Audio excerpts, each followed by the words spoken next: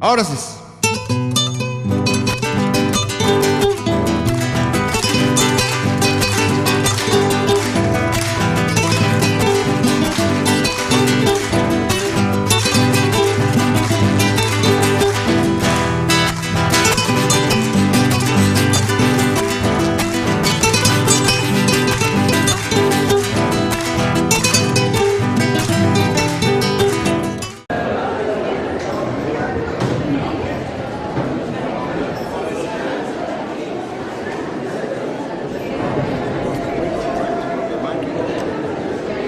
Bien, señores presentes, a continuación vamos a tener la ponencia magistral del doctor Pedro Jacinto Pasos sobre el tema Tendencias y perspectivas de investigación antropológica en la Universidad Nacional Mayor de San Marcos. Pero antes que inicie con su exposición, voy a hacer una pequeña semblanza.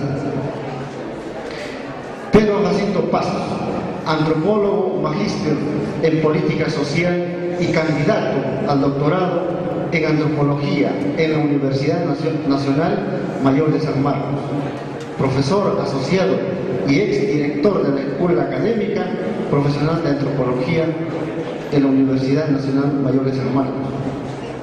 Es docente de la Universidad Ricardo Palma, de las unidades de posgrado de las facultades de Ciencias Sociales y Ciencias Administrativas de la Universidad Mayor de San Marcos y en la Universidad de San Cristóbal de Huamanga. Enseñó en el posgrado de la Universidad Herminio Baltizán de Huánuco, en la Universidad Nacional del Callao y en la Universidad Enrique Guzmán y Valle, La Cantuta.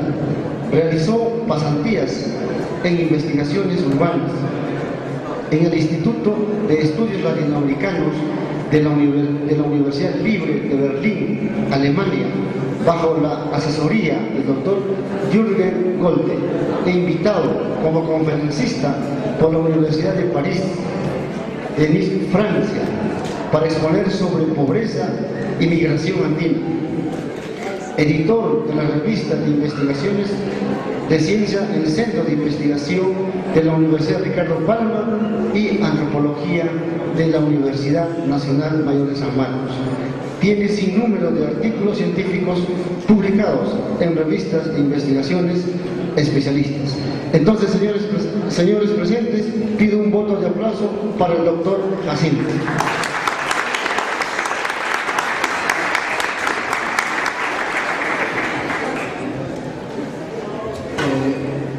Muy buenos días. Agradezco a los organizadores de CONEAN, en realidad aquí en la Universidad San Cristóbal de Huamanga, por esta invitación, desde luego muy peculiar y además muy particular. Esta vez, en realidad, quizás un poco la inferencia que estoy, o la injerencia que estoy realizando con respecto a la danza que iba a realizar el profesor incluso de cada universidad y su alumna incluso, ¿no? Pero bueno, pues las casualidades de la vida y además el azar hace posible que yo me adelante a la danza, ¿cierto? Es decir, un temita que de alguna forma es muy sanmarquina, muy endogámica y en realidad más para explicarles cómo está San Marcos, cómo va San Marcos, cuáles son las investigaciones que o cuáles fueron, cuáles son las investigaciones que se están realizando desde las tesis de San Marcos, y además en realidad para ver cuáles son sus perspectivas y hacia dónde va pues esta universidad que prácticamente muchas veces lo vemos como el modelo, pero en realidad es el antimodelo, ¿cierto? La antropología y las ciencias sociales en San Marcos. Le he titulado de Emociones, encrucijadas y rupturas, problemas y tendencias de las investigaciones de antropología en San Marcos. ¿Cuántas discusiones se han logrado realizar para percibir hacia dónde podemos dirigir o orientar las investigaciones en antropología en San Marcos o en la Universidad Peruana? Es decir, comienzo con estas interrogantes. ¿Cuántos documentos y libros o balances tenemos explicando las tesis de investigaciones que hemos realizado desde las escuelas hoy de la Facultad de Ciencias Sociales, y hoy nos embarcamos en la misma discusión. ¿Cuántas de las investigaciones realizadas han logrado fomentar el desarrollo de la antropología en el Perú y en el desarrollo de la sociedad peruana? ¿Investigar por el prurito en la antropología y en las ciencias sociales o para el desarrollo de un pueblo que se muere de hambre? Quiero dejar constancia que lo que a continuación explico es parte de un balance de las investigaciones de tesis de antropología en la Universidad de San Marcos. Gran parte de los antropólogos peruanos han explicado de manera oral o escrita las etapas por donde ha transcurrido la antropología en San Marcos en los últimos 60 años. Han recorrido el mundo antropológico peruanos pioneros como Luis Eduardo Valcárcel, Mario Vázquez, José María Arguedas, Héctor Martínez, José Matromar, Efraín Morote Vez, Óscar Núñez del Prado, Jorge Flores Ochoa, y hoy quizás de las últimas generaciones de los 70, gente que ya nos dejaron como Héctor Martínez, Carlos Fonseca, Fernando Fuenzalida y Carlos Iván de Gregorio, estos dos últimos recientemente fallecidos. Los que hoy siguen produciendo con mayor ahínco son Jorge Polte, Rodrigo Montoya, Humberto Rodríguez y por ahí Román Torres. El caso es que muchos de ellos se embarcaron en la misma discusión que hoy realizamos para observar el déficit en las investigaciones en las ciencias sociales y en especial en las investigaciones de la antropología sanmarquina, poniendo como indicador las presentaciones de tesis que se supone que implican toda una investigación o trabajo de campo previo. No ponemos la variopinta gama de profesores que han llegado del extranjero a dictar sus cursos por San Marcos, pero podemos mencionar algunos como Alan Holmberg, el que propició el convenio entre la Universidad de San Marcos con la Universidad de Cornell en el proyecto Vicus, Juan Comas, John Murray. Hablar sobre las investigaciones en San Marcos implica el mundo de las ciencias sociales en su conjunto, pero esta vez solo me interrogo en lo que sucede en el universo de las tesis de investigaciones de la Escuela de Antropología, asociado a mi experiencia de estudiante en un primer momento e investigador docente posteriormente, sobre todo lo que he venido observando en los últimos lustros. En realidad, las primeras generaciones de antropólogos sanmarquinos recorrían mundos distintos, eran en otras épocas y otros horizontes. Sus contextos, podríamos decir, se encontraban mejor definidos que en los actuales momentos. Muchos de ellos lograron recorrer el mundo europeo, o por lo menos tenían una institución mejor organizada, o de mejor gestión y más comprometidos que las generaciones posteriores.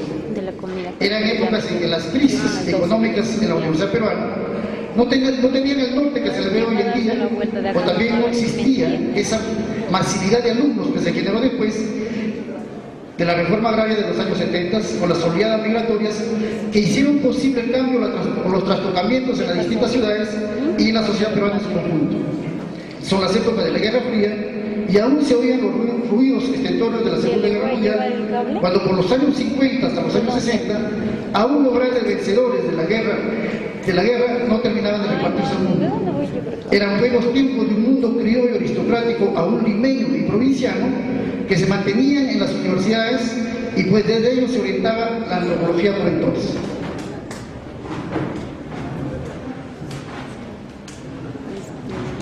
Luis Eduardo Valcárcel, que es el más recordado de la generación inicial, desde sus memorias nos cuenta que prácticamente dio inicio a la antropología desde el Ministerio de Educación, que él dirigía allá por los años 45-47, siendo presidente José Luis Bustamante Jr.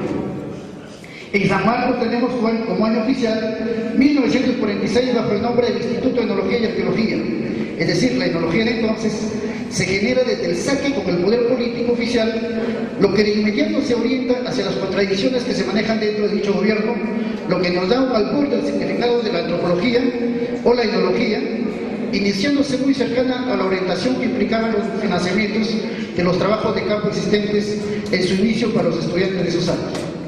Es decir, solamente quiero aquí reseñar esta pequeña, digamos, historia de los inicios de la antropología sanmarquina, porque de alguna manera estaba muy asociada a la antropología oficial, sobre todo en este caso desde el Ministerio de Educación.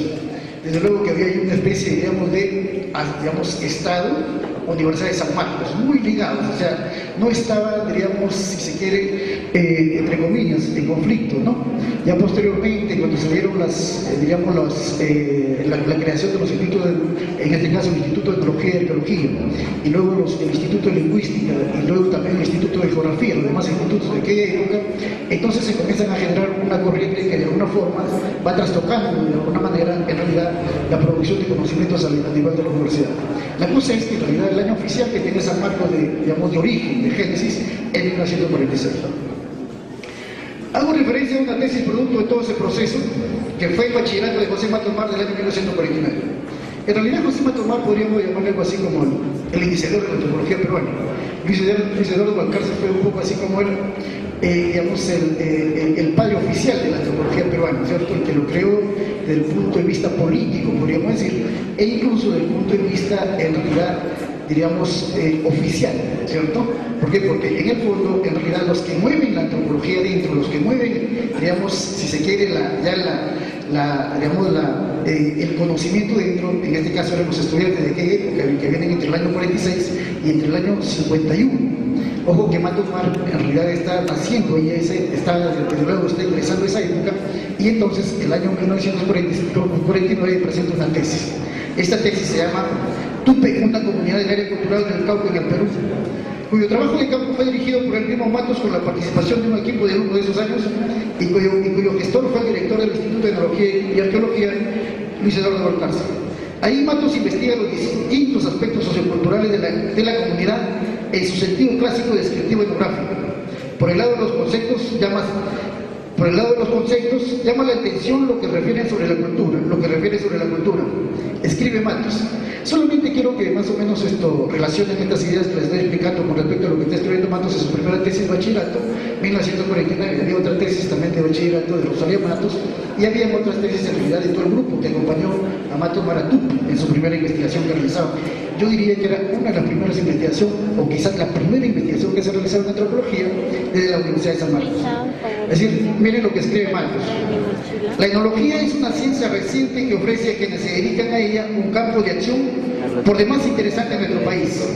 Su estudio tiende a conocer la obra del hombre, a investigar exhaustivamente todo lo que el hombre hace y crea para satisfacer sus necesidades, tanto materiales como espirituales. Toda la obra del hombre y todo ese hacer y crear no es sino cultura. Por eso la etnología es la ciencia de la cultura, y el único capaz de hacer cultura es el hombre. Y desde el punto de vista de la etnología es el estudio del hombre. O sea, es decir, si nosotros hacemos una revisión teórica en realidad de estos inicios, prácticamente estamos un poco así en pañales. En la escuela primaria de antropología, en realidad, un poco así, todavía estábamos bastante lejos, en realidad, de las lecturas teóricas, podríamos decir, que llegaron posteriormente. En realidad, aquí, digamos, si nos acercamos un poco a la antropología clásica, ustedes están entre los fines del siglo XX y en realidad los años 40, fines de los años 40. Por lo tanto, entonces, ustedes imagínense la bibliografía que se está utilizando, y por lo menos, y si es que llegaba esa bibliografía, porque mayormente, en realidad, en la tesis de Matos, ¿no? De este año de 1949, prácticamente Matos hace un poco así, digamos, de la vanagloria del inglés, porque prácticamente la bibliografía todo está escrita en inglés, ¿no? Entonces, anota también sobre la transculturación como un gran problema en la que se debate la sociedad indígena y el núcleo que participa de la sociedad de la cultura occidental. Es decir, esta idea de transculturización, ¿no? Que incluso está un poquito borroso en la tesis, ¿no? Dice transculturación, como que quisiera borrarle, ¿no? Y entonces dice transculturiza con lapicero, ¿no? Transculturación, ¿no? Bueno, hemos hecho un poco así un expurgamiento de Matos en su tesis. Y en realidad, es decir, ahí hay una cosa importante, ¿no? Porque, es decir, la idea de transculturización, de alguna manera también se venía trabajando con la antropología mexicana, en realidad, en cuanto a la idea de aculturación y la idea de inculturación. Sobre todo eso venía pues de la antropología clásica, y si ustedes han leído, por lo menos digamos, a Kreber, hay una idea ya, digamos, diríamos, predispuesta, ¿cierto? Si nos acercamos un poquito a los clásicos, ¿no? Es decir, miren lo que escribe, ¿no? Sobre todo con respecto a las técnicas de investigación.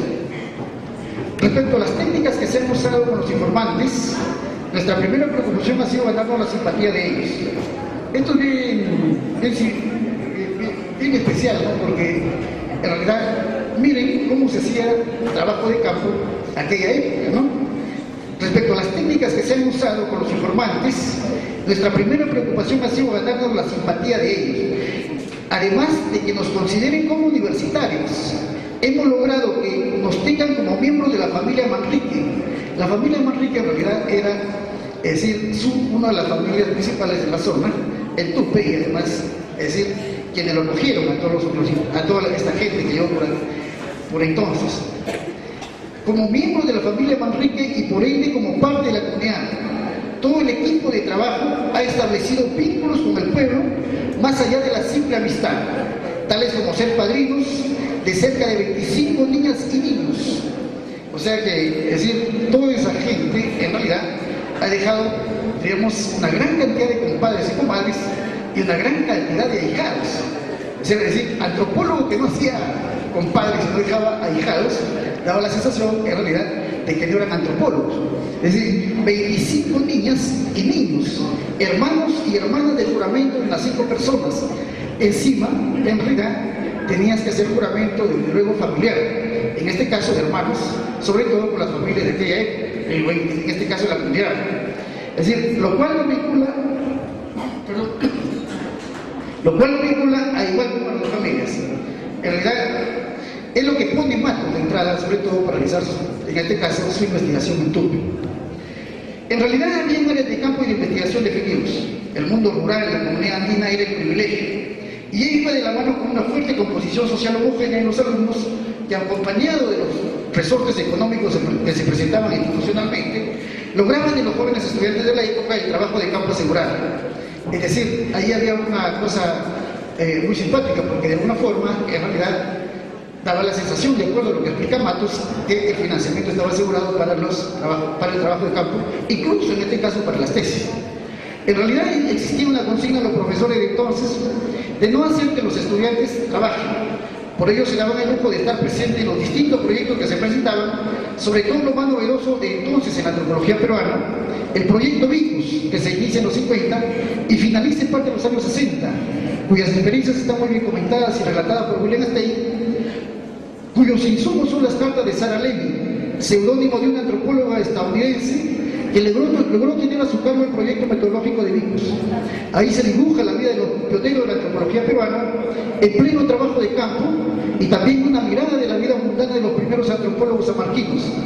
Relata Sarah Levy, les invito a que lean en realidad las cartas de Sarah Levy, William Stein, son de vicisitudes del desarrollo, sobre todo con respecto al proyecto Vicus, ¿no?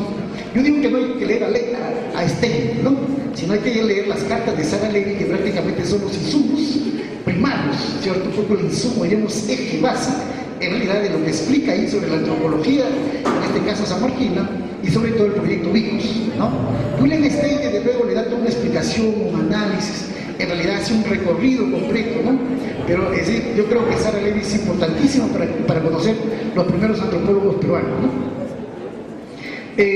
Relata: nuestro personal de campo no merece ni un real, solo para añadir un color local a la atmósfera de la Casa de la Fraternidad que tenemos aquí.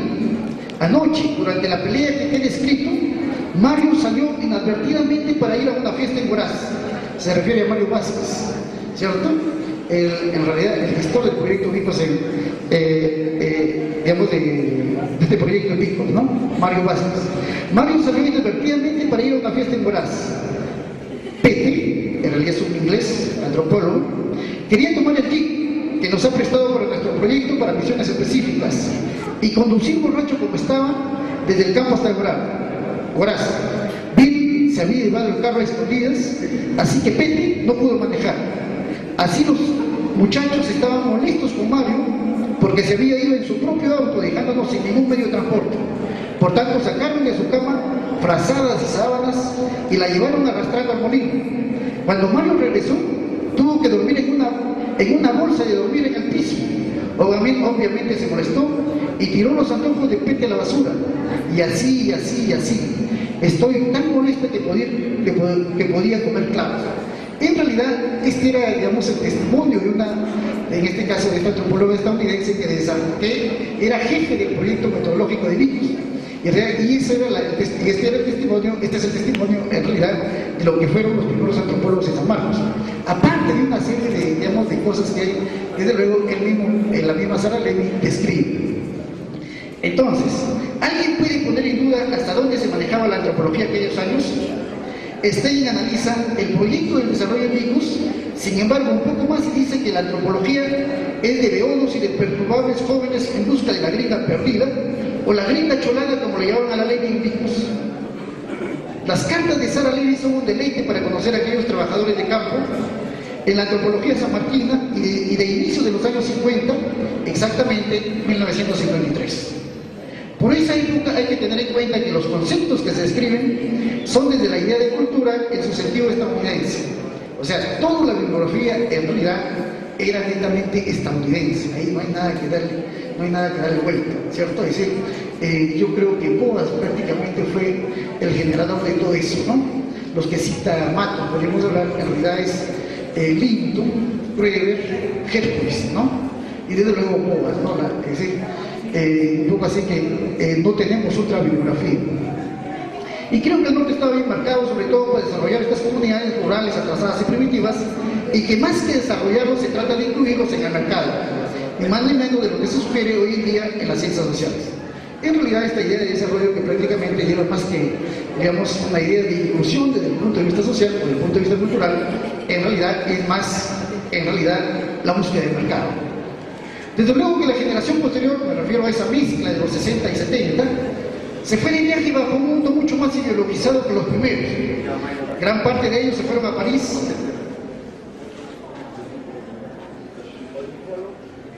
Salvo el profesor Jürgen Moltke, que estudiando en San Marcos, regresa y hace su mundo de ida y vuelta desde su órbita germana. Otros antropólogos se distribuyeron al mundo, sea con Estados Unidos o también otros países europeos como Inglaterra, pero lo que se observa es una orientación híbrida en los enfoques teóricos que se desarrollan posteriormente en San Marcos. Incluso algunos en la facultad, por posiciones ideológicas, políticas, llegaron hasta Rumania, y desde luego varios se quedaron y no bebieron el zumo de la nacionalidad que se presentaba curiosa, muy bien de la mano en el exterior. Sin embargo, gran parte de las tesis hacían el mismo recorrido sobre las ideas del marxismo-leninismo maoísmo de entonces. Los temas se asumen desde las ideas de diferenciación social, clases sociales, movimientos sociales, luchas sociales, movimientos campesinos, reforma agraria, de hacienda cooperativa, etc. Gran parte de los años 60 y entrado a los 80 se manifiestan estas categorías, salvo la propuesta de Teófilo Altamirano en 1977, que entra con novedades por el lado de la antropología étnica y de las migraciones con su tesis sobre identidades étnicas y formación de asociaciones regionales en Lima metropolitana. Será lo que Altamirano explica como urbanización de las estructuras tradicionales. En el contexto urbano, las asociaciones regionales representan en forma organizada a los sectores más bajos de la estructura social urbana. Quizás los que rompen el bloque marxista ortodoxo se ven desde la antropología. Si se revisan las tesis de sociología, en realidad todos tenían el canto marxista-leninista de la época. Aquellos que hemos revisado minuciosamente las tesis, ¿no?, de ciencias sociales y sobre todo las tesis, digamos, de sociología, en este caso comparándolos con la de antropología, desde luego, si nosotros nos acercamos a las de sociología, en realidad, es decir, todos tenían una línea, un eje, y ese eje estaba ligado directamente a la idea de clases sociales, ¿no? Y había siempre una palabrita, una frase que ponían esto, ¿no? La siguiente tesis trata de dar la luz, ¿no? Trata de dar una orientación, trata de solucionar A, ¿no? Por lo tanto, entonces ahí la luz pasaba en realidad por la parte metodológica, por la parte teórica, que estaba enfrascado prácticamente en la idea del marxismo-leninismo, y entonces era mucho más rotundo, ¿cierto? El marxismo-leninismo maoísmo. Eso quizás ustedes lo conocen muy bien. Entonces, es decir, sin embargo, dentro de la heterodoxia de entonces, de la antropología, lo que escriben Román Robles, Alejandro Vivanco y Alejandro Ortiz, pese a las duras críticas que recibieron desde la pluma de Rodrigo Montoya, de entonces, por no ajustarse a los dictados del marxismo como solución a los problemas sociales, así como la tesis de Sonia Becerra Flores, César Fonseca y Walter Quinteros. En realidad es simpático porque la tesis de Román Robles estaba ligada más a la belleza, la idea de belleza en una comunidad campesina. La tesis de Alejandro Vivanco, que estaba ligada más a folclore, la tesis de Alejandro Ortiz, que estaba ligada más al mito andino, y la tesis de, en realidad, de Sonia Becerra, que estaba ligada en realidad a un pueblo joven en Magdalena. Y por lo tanto, entonces, es decir, un poco así que esos años 70, de alguna manera, sí hubieron, de alguna manera, podríamos decir, es decir, alguien que rompió la, digamos, ortodoxia marxista de aquellos años. Desde luego hay que destacar la pasión crítica de Alejandro Ortiz desde la Universidad Católica, también sobre la antropología sanmarquina, algo que hasta ahora aún sigue sus rumos en cuanto a temas de investigación. Un referente importante de estos años es el sentido de autonomía que se quiere orientar desde las investigaciones marxistas. Esta es una nueva etapa en las investigaciones. Tratan de desligarse de las instituciones gubernamentales, aborreciendo los financiamientos externos, mayormente tildados de financiamiento del imperialismo yanqui, hasta inglés o alemán. La idea de que el imperialismo nos soterraba y sometía a su desarrollo con dichos financiamientos hace que nos alejemos de presupuestos antes puestos en bandeja en las ciencias sociales. Se comienzan a cubrir los espacios con otro tipo de propuestas. Son los años 70 de la reforma agraria de Velasco y entonces nuevos panoramas se observan en la línea de la antropología. Ahí se ve un giro de 180 grados en los manejos conceptuales y teóricos, pero algo que llama la atención es cómo las investigaciones tienen un norte tantas veces explicado. El marxismo en su realismo antropológico, cada quien a su manera. Una de las virtudes de cómo entender a los antropólogos de esta época es la famosa metáfora tantas veces utilizada por Rodrigo Montoya de que hay que ponernos en el pellejo del otro. Sin embargo, la carga ideológica entre unos y otros, desde las distintas tiendas políticas marxistas, es que las tesis denotaban buscar la luz en la teoría y la práctica del marxismo-leninismo y maoísmo. Los antropólogos también estuvieron presentes a pesar de todo. Luego los antropólogos sanmarquinos caminaron a Guayopampa, parece que se distribuyeron. Otros partieron a Puquio, otros se trasladaron a Bolognés y Chillán, cada quien buscando sus espacios que en el fondo no eran sino el sentido originario de muchos de los antropólogos sanmarquinos. Aquí comienza una cosa muy simpática, en los años 70 y sobre todo con la misma ebullición, podríamos decir, en realidad de la carga marxista-leninista. ¿Por qué? Porque en realidad, es decir, algunos, sobre todo San Marcos con la gente del IEP, pasan a hacer sus trabajos de campo en Guayopampa. Y por aquella época también Rodrigo Montoya, en realidad, pasa con un grupo de estudiantes, entre ellos dos brasileños, a Puque. Y también entre ellos pasa el profesor Román Robles a hacer estudios en Chillán, y sobre todo sobre sus pueblos. Ambos, desde luego, el Guayopampa era mucho más heterogéneo en cuanto a, digamos, antropólogos del lugar, digamos, de la zona, pero Rodrigo, en realidad, es puquiano, y desde luego Robles es brasileño, ¿cierto? Por lo tanto, daba la sensación de que los antropólogos comenzaron a buscar sus orígenes. Entonces, es decir, uno de ellos, como César Fonseca, fue a buscar los chupachos en Guano, siguiendo las mismas teorías de John Munra y con ellos alumnos y colegas de entonces, mientras que Jorge Casanova no se desligaba de sus orígenes selváticos, en este caso los secuoyas de la selva del país. Algo nos falta investigar el porqué de este apego y casi obligación de investigar nuestro sentido original. Yo creo que aquí hay que tener presente en realidad hasta dónde nosotros podemos de alguna forma entrar, digamos, a nuestras investigaciones, si se quiere, desde el punto de vista personal, desde el punto de vista mucho más, desde el punto de vista más identitario o desde el punto de vista mucho más histórico. ¿Por qué? Porque en el fondo, en realidad, gran parte de los antropólogos, sobre todo, digamos, lo que nosotros teníamos en aquellos años 80, en realidad, en este caso nuestros profesores, en realidad nos pedían monografías, etnografías de nuestro lugar de origen. Muchos de ellos pedían que de alguna forma vayamos a nuestros pueblos y desde luego ahí comencemos nuestras investigaciones. Es decir, Blas Gutiérrez, el mismo Roberto Arroyo, aquellos años, el mismo Antonio Martínez. Ellos muchos un poco así como nos inducían a que la antropología pasaba en realidad por nuestro lugar de origen. Es decir, yo en realidad no hice caso, ¿no? Porque de alguna forma prácticamente me ponían como algo así como incluso el informante. Recuerdo mucho que hasta un profesor, digamos, sanmarquino, que era de mi lugar de nacimiento, donde yo nací, desde luego, en realidad el contacto, diríamos, directo para yo hacer trabajo de campo con este señor. Y entonces yo me resistí a eso, en realidad, porque de alguna forma pensaba que, es decir, no solamente se trataba de comenzar por ahí, sino también de comenzar por otros lados, o en su efecto, en realidad, por algo que desconocíamos. Es lo que ahora precisamente plantea la antropología, podríamos decir, novedosa, ¿cierto?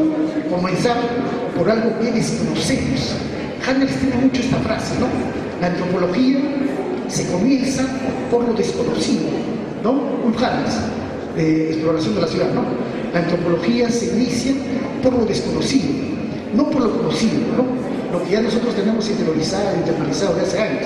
Pues este es un poco así que en realidad, es decir, ellos sí lo tomaron, ¿no? Lo asumieron muchos, sobre todo de esta vieja antropología. Entonces, es decir, y aquí viene el problema de las tesis de investigaciones en la antropología, ya que frente a estas tendencias de nuestra formación, ¿qué es lo que puede quedar para realizar investigaciones? Los estudiantes sanmarquinos del siglo XXI han nacido en Lima en su mayoría. Mandarlos en búsqueda de sus abuelos o de sus parientes que dejaron los padres por venirse a la capital. Un proyecto de investigación dirigida desde nuestra escuela cuando los alumnos se ven mucho más individualizados de lo que fueron las generaciones pasadas. Encima, cursos de titulación que hacen de la valorización de nuestras urgencias, irnos más rápido que antes por situaciones de apremio de trabajo. Hoy en día podemos decir a los estudiantes, no trabajen porque una vez que salen van a ganar más dinero o se van a quedar en la calle. Esto es lo que lleva a Fernando Fuenzalida a explicar la prioridad en la mercantilización de la antropología, que deja de lado una buena formación académica. Y entonces, ¿qué hacemos con nuestro chullo, nuestra mochila, nuestras gafas oscuras, que están al acecho de ser asidos por ese antropólogo que todo lo ve viaje y paseo? En realidad, en la cabeza tenemos, o mejor dicho, digamos, en la práctica tenemos que la antropología, desde luego, implica el viaje y el paseo. E incluso nosotros hasta ahora todavía lo tenemos así, sobre todo, digamos, de mi generación. Goethe refiere miles de veces que todo está en Lima. Hasta nuestra clase media alta criolla está ahí intacta, esperando de sus antropólogos. Pero ¿y la mochila?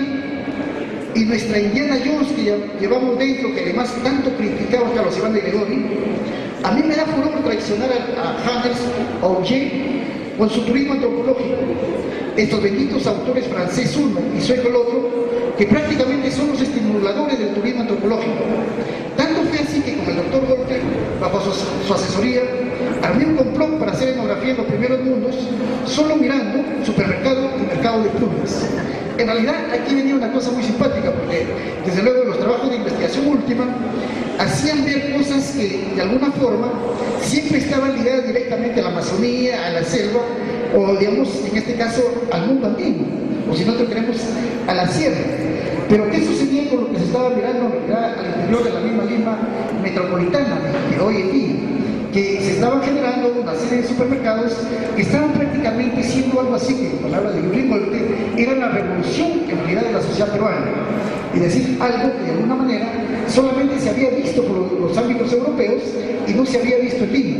Y si se había visto solamente para una clase media o media alta, o una clase mucho más criolla. Por lo tanto, entonces, es decir, la mirada era, desde luego, de cómo se explica este consumo, ¿no? De cómo se explica, diríamos, esta especie, digamos, de identidad, de cultura, en espacios que antes eran completamente ajenos, sobre todo por los sectores populares de clase media, o en este caso para digamos, pobladores de clase media pobre. Es decir, ahí viene una cosa que de alguna forma, en realidad, está todavía siendo intocable. De alguna manera lo estoy observando, lo venimos observando, desde el punto de vista de la idea de la parte cultural, no desde el punto de vista económico. Sobre la parte económica hay muchísimo, millones de dólares en juego, millones de soles en juego. En realidad la parte económica, en realidad, incluso diríamos la parte de consumo, por los sociólogos que también están entrando, pero hay una cosa que se está dejando de lado en este caso, que es la parte, digamos, hay que, entre comillas, ¿cierto?, la parte cultural. Creo que aquí comienzan a escapar a unirse otras miradas a las investigaciones antropológicas de la siguiente generación, en este caso la de los 80 y los 90, la inexistente, la generación de la violencia política o la antropología improductiva. Esto es bien curioso porque en realidad en los 80 prácticamente la antropología en San Marcos, sobre todo las tesis, son completamente escasas, inexistentes. Las que se han registrado hasta la actualidad, incluso ya por las, digamos, por algunos tipos, algunos, digamos, investigadores, en realidad solamente se han registrado 4 tesis en los años 80. Es decir, era curioso porque esta época, desde luego, es decir, era difícil salir de las clases, de las aulas. En realidad era imposible hacer trabajo de campo, salvo algunos compañeros que tenían, diríamos, familiares en provincias, sobre todo, digamos, es bien curioso, porque la antropología sanmarquina es una antropología bastante ayacuchana, podríamos llamarla. Yo diría que la mayoría de los antropólogos en realidad en San Marcos prácticamente son, diríamos, originarios de Ayacucho. Y precisamente los que han marcado un poco la tendencia ahí en San Marcos prácticamente han nacido acá, ¿no? Es el caso del mismo Rodrigo Montoya, y es el caso incluso ahora, ¿no?, de la Holanda, en realidad también ayacuchana.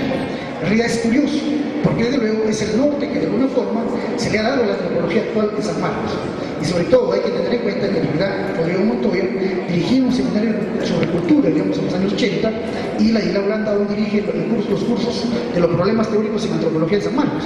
Por lo tanto, entonces hay que darle una mirada mucho más profunda a lo que se investiga a partir de lo que se supone, en realidad es un ámbito mucho más endógeno, cuando de alguna forma diría que es mucho más exógeno. Porque en realidad hay una mirada originaria desde el punto de vista identitario y hay una mirada mucho más teórica, que algo hay que explicarse ahí, ¿no? O sea, sí, es importante importante resaltar esto. Entonces, es decir, un libro que según el autor, Matos Mar, estamos hablando de los 80, fue prácticamente discutido en colectivo retumbe en las ciencias sociales, ya como camino de las ideas orgánicas de aquella época, del orden popular y crisis del Estado. Su marketing en las ciencias sociales se arrasa con lo que tiene enfrente y ubica un nuevo horizonte. Y pues todos se hacen eco, pero San Marcos queda en la saga de las publicaciones y menos en las investigaciones. O sea, San Marcos en publicaciones en los años 80 es cero. O sea, prácticamente nuestra vida sanmarquina en los años 80, en realidad prácticamente comenzó más por generar antropología urbana, asentamientos humanos. Los mismos profesores prácticamente, digamos, supongo así que nos incentivaban, ¿no?, mucho más asentamientos humanos. O sea, no había, digamos, salida, no había trabajo de campo para nadie. Como les cuento, salvo los que tenían familias en provincia y podían salir con tranquilidad. Entonces, es decir, el marketing de este libro, su marketing de las ciencias sociales se arrasa por lo que tiene enfrente y ubica un nuevo horizonte. Y pues todos se hacen eco, pero San Marcos queda a la saga de las investigaciones. Podríamos decir que esos son los goles externos de San Marcos, pero a la vez la crisis de la antropología en la escuela. Registradas solo tenemos 4 tesis esta década, además con trabajos de campo que posiblemente venían de los años 70. Es curioso porque los que, digamos, presentan las tesis en los 80s, en realidad son gente que de alguna forma se habían formado en los 70s. Por lo tanto, entonces, es decir, podríamos hablar de una, digamos, de tesis, en realidad, que venían de esos años, increíble también, en realidad, del trabajo de campo, hecho seguro por aquellos, digamos, o por lo menos en sus inicios, en realidad, como estudiantes de antropología, por esta gente. Entonces, además de un trabajo de campo que posiblemente venían de los 70, encontramos las tesis de Humberto Vargas Salcedo, Comunidad Hacienda y Campesinado en el Perú colonial; Marcela Calisto, el año 85, Organización Comunal, Estrategia de Sobrevivencia y Presencia Estatal en el Valle del Huancayo; Nancy Ochoa, Los Boras del Aupillán; Norma Adams, Organización Campesino e Inmigrantes en Lima, el caso de Comapuco.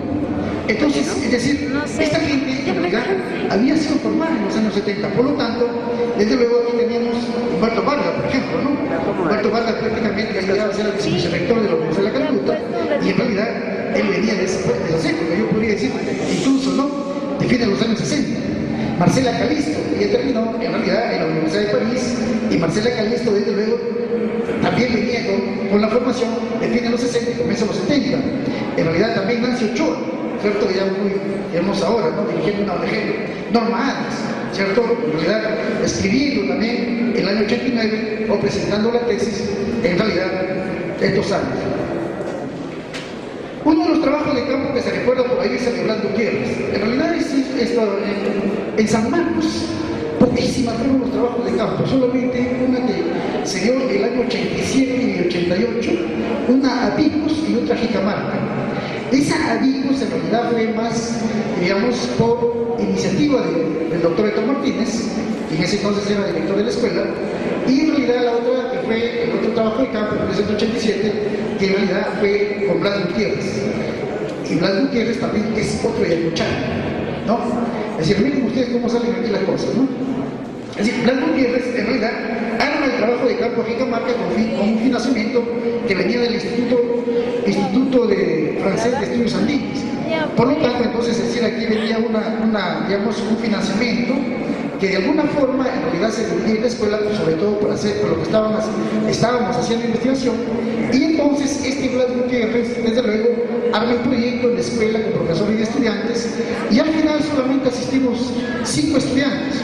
De esos 5 estudiantes, desde luego, prácticamente pasamos toda una odisea para irnos a Jicamarca durante, digamos, 3-4 horas fuera de Lima, y en realidad era increíble la forma de cómo se hacía aquellos años trabajo de campo. Increíble, ¿por qué? Porque nosotros teníamos que pasar, en realidad, por el Ministerio del Interior, fichando por el Ministerio del Interior, recuerdo las fotos del Ministerio del Interior, y en realidad las formas de cómo nosotros teníamos que hacer el periplo, sobre todo a Jicamarca, casi como un seguimiento, digamos, de mismos comuneros, y además yo diría que hasta el servicio de inteligencia, ¿no? Eso lo teníamos muy bien marcado, lo que estudiamos en aquella época, y además los que salimos, por lo menos, a hacer lo que se llamaba trabajo de campo, prácticamente, digamos, es decir, así justo, podríamos decir, ¿no? Fue recién a fines de los 80, y aquí se presenta otra cosa muy simpática también en aquella época, y comienzo en los 90 quería que Bonilla logra manejar fondos para iniciar una cruzada de becas para estudiantes sanmarquinos en Aplauso